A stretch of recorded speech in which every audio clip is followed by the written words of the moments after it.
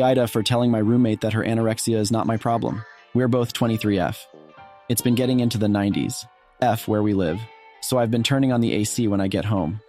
I also work a physically intense outdoor job, so I come home really sweaty and exhausted from the heat. The apartment will stay cool enough for me to fall asleep, but then later on, I'll wake up in the middle of the night completely drenched in sweat. I'll then get up and find out that my roommate has been switching the AC off while I'm sleeping. This really upsets me because it's been making me really dehydrated and tired to begin with from not sleeping well, and it's been impacting my work. She's unemployed right now, so I thought she might have been hung up about the power bill. When I finally talked to her about it, I explained that I'm already very sensitive to heat to begin with, and that because we're fortunate enough to have AC, I want to enjoy it when I get home, especially after a long day at work, and that the heat is causing problems for me. I even offered to foot some of her share of the power bill if she was really that concerned about it. But then she said that she turns it off because the apartment gets too cold. I should add that our AC is set at 70 and has never been moved lower than that.